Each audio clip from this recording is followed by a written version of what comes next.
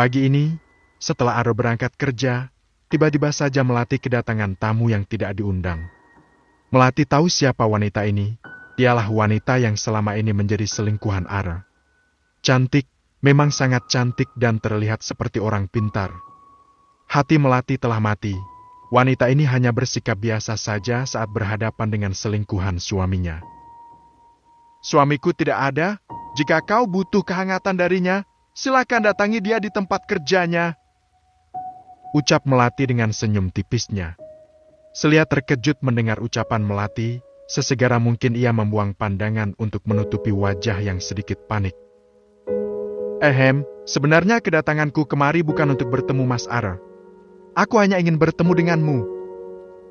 Ujarnya memberitahu. Wanita tidak menyangka jika selingkuh suaminya sangat berani datang menemui dirinya.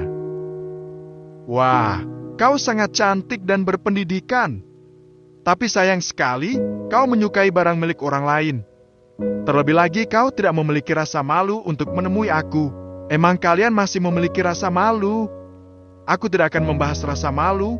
Kedatanganku kemari hanya ingin meminta padamu untuk mengizinkan aku menikah dengan Mas Aro. Artinya kita akan menjadi madu.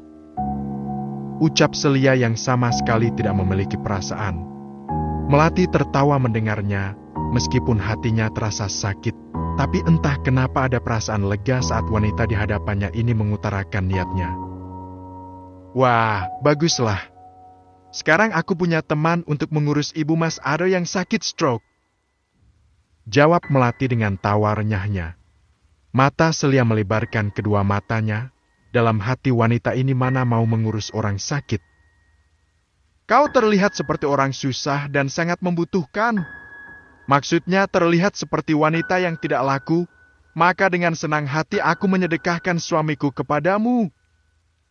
Ucap Melati dengan kata-kata halus namun terdengar menyakitkan. Selia tidak menyangka jika wanita yang ada di hadapannya ini bukan wanita yang mudah menangis apalagi marah. Ambil aja suamiku, aku sudah tidak butuh lagi karena kulihat wanita fakir sepertimu jauh lebih membutuhkan. Terima kasih telah memberi aku kesempatan untuk mengganti suami. Ambil aja, jangan seperti orang susah begitu. Selia merasa sangat geram. Wanita ini sampai tak memiliki kata-kata untuk menjawab ucapan Melati. Setetes pun tidak ada air mata yang keluar dari mata Melati. Wanita ini benar-benar sudah kebal pada perselingkuhan suaminya.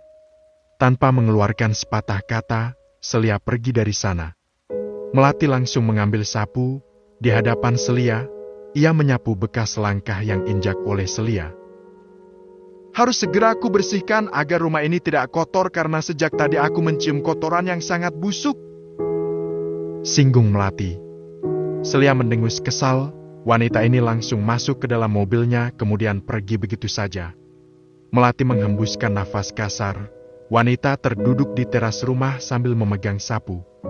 Air mata tak lagi keluar, hingga membuat Melati memantapkan hati untuk pergi membawa anaknya nanti. Bersama anaknya, Melati pergi ke pengadilan agama untuk mengurus perceraiannya tanpa sepengetahuan Aro. Bermodalkan sedikit perhiasan yang diberikan oleh Aro saat menikah dulu, Melati menjual semuanya. Sore hari di rumah, Aro baru pulang kerja. Pria ini merasa terkejut saat ia melihat 2 tas yang berisi pakaian Melati dan anaknya. Aro pun memanggil Melati. Pria ini menanyakan kenapa semua pakaian berada di dalam tas. Selingkuhanmu tadi datang ke rumah Mas. Dia meminta aku untuk mengizinkan kalian menikah.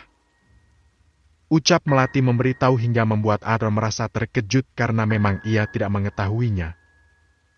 Apa maksudmu, Melati? Maksudnya dia ingin mengganti posisiku sebagai istri kamu, jadi aku persilahkan saja. Tiba-tiba saja Melati menyodorkan amplop berlogo pengadilan kepada Aro. Tadi pagi aku sudah mengurus perceraian kita dan sekarang aku harus pergi bersama Zio karena aku dan dia bukan lagi bagian dari hidupmu. Enggak, aku enggak mau kita bercerai. Kembalikan semua pakaian ini. Ujar Aro yang mengamuk sambil membanting tas tersebut hingga membuat anaknya merasa ketakutan. Apa salahnya kalau Selia menjadi istri keduaku? Kalian bisa menjadi kakak adik dalam rumah ini. Jangan egois Melati, apa kau ingin melihat Zio tumbuh tanpa seorang ayah? Lebih baik anakku tumbuh tanpa seorang ayah daripada dia harus hidup dengan dua ibu. Dalam posisi ini kaulah yang egois. Mata Aaron melebar saat mendengar Melati hanya menyebut namanya. Kau hanya menyebut nama?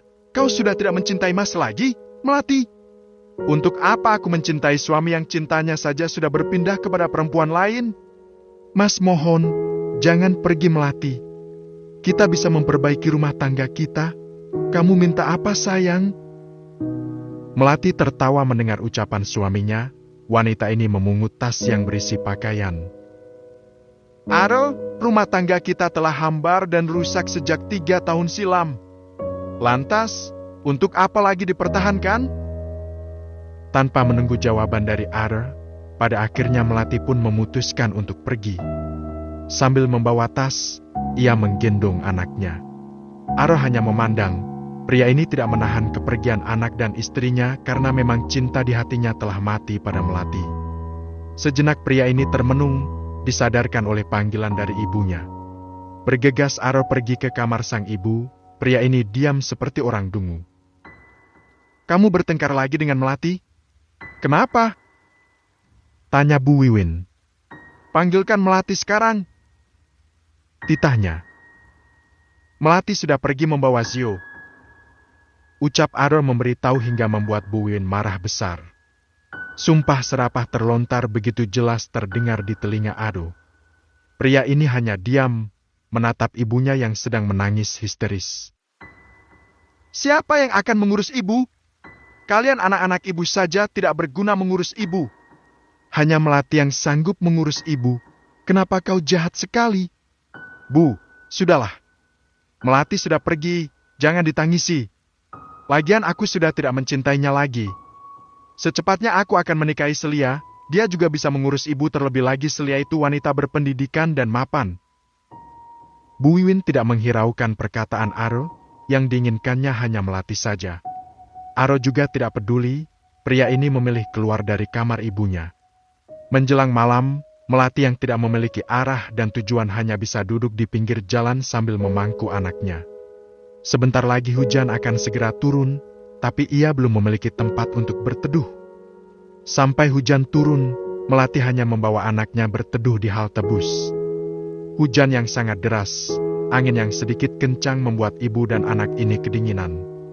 Bahkan sejak siang mereka belum makan, tentu saja hal ini membuat Zio merengek kelaparan. Melati hanya bisa menangis, bukan menangisi perceraian melainkan menangisi anaknya yang sedang kelaparan. Malam semakin larut, hujan tak kunjung reda. Tapi, tiba-tiba saja ada sebuah mobil mewah berwarna hitam berhenti tepat di hadapan Melati. Turun seorang pria tampan, entah siapa dia tapi yang jelas pria tersebut menghampiri Melati. Melati memeluk Zio begitu erat saat seorang pria datang menghampirinya. Wanita ini menunduk ketakutan karena pria tersebut berdiri tepat di hadapannya. Dadanya berdebar. Melati hanya takut jika dirinya bertemu dengan orang jahat di tengah malam seperti ini. Hai, kenapa kau duduk di halte bus tengah malam ini? Memangnya kau mau kemana? Tanya pria tersebut, tapi Melati tidak menanggapinya. Pria tersebut hanya tersenyum lalu mengulurkan tangannya. Tapi Melati sangat takut untuk membalas uluran tangan dari pria itu. Namaku Bagas. Jangan takut, aku bukan orang jahat. Aku pemilik perusahaan gemilang. Ucap Bagas seketika membuat Melati mendongakkan wajahnya. Nama perusahaan ini sangat tidak asing bagi Melati karena memang Aro bekerja di sana sebagai karyawan tetap di bagian keuangan.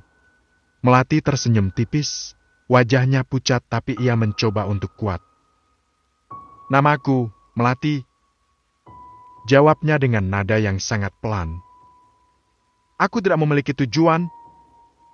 Ucapnya memberitahu. Jika kau bersedia, kau boleh ikut bersama denganku.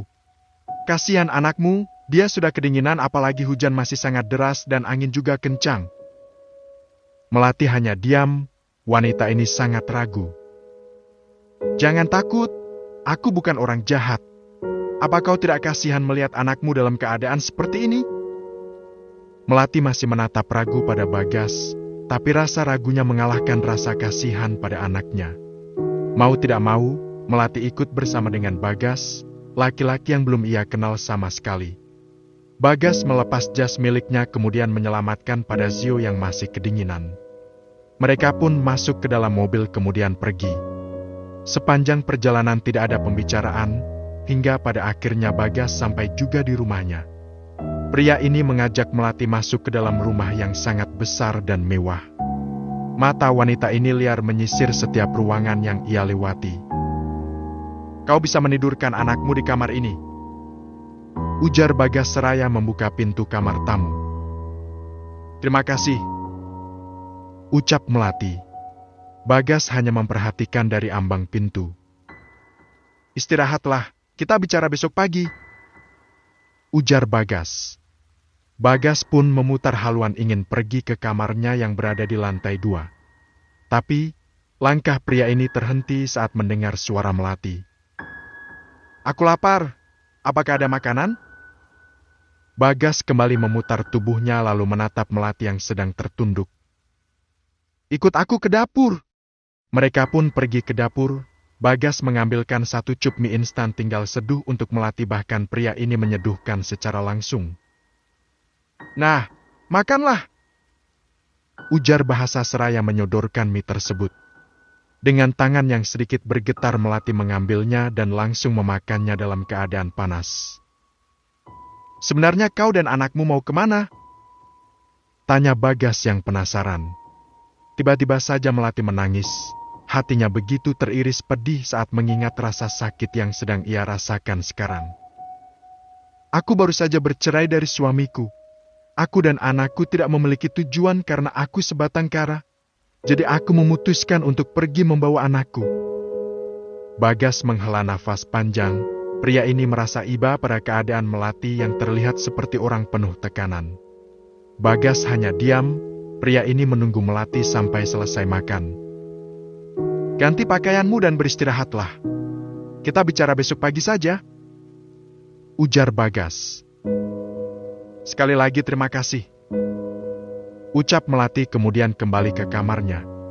Rumah ini sangat sepi. Melati sebenarnya merasa sangat takut. Tapi, rasa takutnya dikalahkan dengan keadaan diri yang begitu memprihatinkan. Berbeda lagi dengan Ara, pria ini dengan nyenyaknya tidur tanpa memikirkan Melati apalagi Zio. Kamar yang semua hambar kini telah berubah menjadi sepi dan kosong. Tapi, Ara sama sekali tidak peduli karena sebenarnya ia merasa menyesal telah menikahi Melati yang tidak memiliki pendidikan. Malam telah berganti pagi. Sebelum berangkat kerja, Ara dibuat repot dengan mengurus ibunya yang sangat cerewet. Bu Yun hanya bisa mengomel karena Ara sama sekali tidak bisa mengurus ibunya, bahkan untuk makan pun sampai pukul 8 pagi, Bu Yun belum sarapan. Kalau ada Melati, dia sudah masak sarapan sejak subuh hari. "Jam segini ibu sudah berjemur, kalian anak-anak gak bisa diharapkan." Pria ini hanya mendengarkan ocehan ibunya sambil menyiapkan sarapan. "Bu, ibu makan sendiri ya. Nanti piringnya taruh aja di atas meja. Aku harus berangkat kerja sekarang," ucap Ara. "Enggak, ibu gak mau sendirian. Kalau ibu butuh sesuatu atau ingin buang air besar bagaimana? Tapi Bu, aku harus kerja sekarang karena aku sudah terlambat." "Ibu gak mau sendirian," piar. Bu Yun melempar piring kaca yang berisi bubur ayam. "Makan juga bubur. Kamu pikir ibu ini bayi? Panggil semua kakak-kakakmu." Sekali lagi Aro hanya bisa menghela nafas panjang. Pria ini pun menghubungi kedua kakaknya yang masih tinggal satu kota, tapi sangat jarang sekali datang menjenguk ibu mereka, bahkan terkadang hanya datang 3 bulan atau 5 bulan sekali. Baru 1 hari Melati pergi, tapi keadaan rumah sudah sangat kacau. Bahkan Aro tidak tahan saat menunggu ibunya buang air besar. Belum lagi ibunya ini sangat cerewet dan suka mengantur. Kembali pada Melati, wanita ini sedang duduk berhadapan dengan Bagas di meja makan. Bagas memperhatikan Melati yang begitu telaten dan sabar saat menyuapi anaknya makan. Zio makan dengan lahapnya karena bocah ini memang sedang kelaparan. "Di rumah ini aku tinggal sendiri, orang tuaku sudah meninggal dunia dan aku tidak memiliki saudara. Aku tinggal bersama asisten rumah tanggaku, namanya Bimarni dan Pak Samsul. Mereka suami istri," ucap Bagas memberitahu. Jika kau mau, kau bisa bekerja di rumahku ini. Membantu Bimarni membersihkan rumahku karena aku sendiri jarang pulang. Kenapa jarang pulang? Tanya Melati yang penasaran. Aku lebih suka tinggal di apartemen sendirian. Jadi, Bimarni dan Pak Samsul lah yang sudah menjaga rumah ini. Memangnya tidak apa-apa jika aku dan anakku tinggal dan bekerja di rumah ini? Tidak masalah selama kau melakukan pekerjaanmu dengan baik. Aku akan memberimu gaji, 4 juta 1 bulan. Makan dan kebutuhanmu aku tanggung. Tugasmu sama seperti Bimarni, merawat rumah ini. 4 juta 1 bulan? Tanya Melati seolah tak masuk di akal. Menurutku ini tidak masuk di akal. Kerjaku hanya bersih-bersih, tapi kenapa gajinya sangat besar? Bagas tertawa mendengarnya. Karena kau punya anak, pasti kebutuhan anakmu jauh lebih besar. Uang tidak masalah bagiku, yang terpenting rumah ini selalu rapi dan bersih. Melati benar-benar tidak percaya jika hidupmu akan berjalan seperti ini. Awan gelap yang semula tak memiliki harapan, nyatanya Tuhan mengirimkan seseorang untuk membantu dirinya. Kembali kepada Ara, pria ini tidak berangkat kerja. Di rumah sudah datang kedua kakaknya serta para suami mereka. Duduk di ruang keluarga, Bu Wiwin terlihat geram kepada semua anaknya. Kak, ibu ikut aku sudah 3 tahun. Sekarang giliran Kak Nina dan Kak Rista untuk mengurus ibu karena aku tidak bisa. Ucap Surya. Gak bisa gitu dong, Surya. Kakak sangat sibuk. Mana ada waktu buat ngurusin ibu, apalagi anak kakak 3 masih kecil semua. Tolak Rista membuat suaminya tersenyum. Kakak juga gak bisa. Kamu tahu sendiri kakak tinggal sama mertua. Sahut Nina yang juga menolak. Kalian semua benar-benar keterlaluan. Cerit Bu Wiwin. Kalian mau jadi anak durhaka? Loh, gak bisa gitu dong, Bu. Anak perempuan itu jika sudah menikah akan menjadi milik suaminya dan aku gak mengizinkan Rista untuk mengurus ibu. Buang-buang tenaga, uang dan waktu saja. Ucap Herman sungguh tega. Bener tuh, lagian yang berhak itu Ara karena sampai kapanpun anak laki-laki itu akan tetap menjadi milik ibunya. Timpal Gusno, suami Nina. Mendengar penolakan dari semua anak-anaknya, Bu Wiwin hanya bisa menangis perih. Hatinya terasa sangat sakit saat ia mendapati kenyataan jika ketiga anaknya yang ia sekolahkan sampai sarjana tidak ada satupun yang mau mengurus dirinya. Lagian, kenapa sih kamu menceraikan Melati? Protes Nina. Melati sendiri yang menceraikan.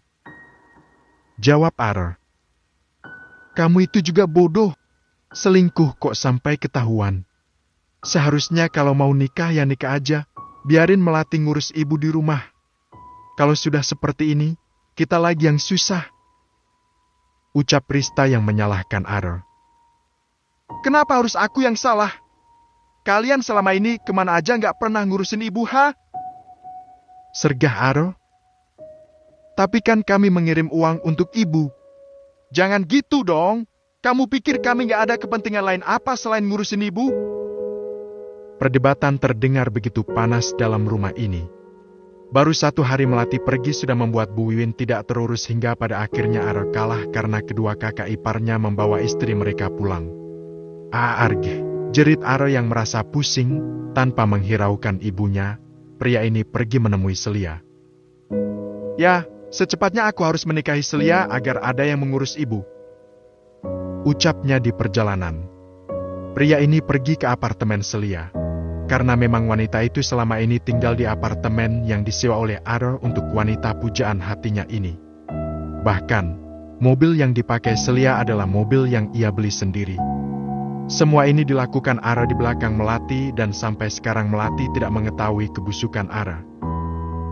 Apa mas? Menikah? Tanya Selia yang tidak percaya. Iya. Kamu mau gak nikah sama mas? Ya maulah, mas. Aku udah nunggu kamu selama ini. Tapi, apa kamu dan Melati sudah bercerai? Tanya Selia. Sedang dalam proses. Jawab Ara yang membuat Selia merasa sangat senang.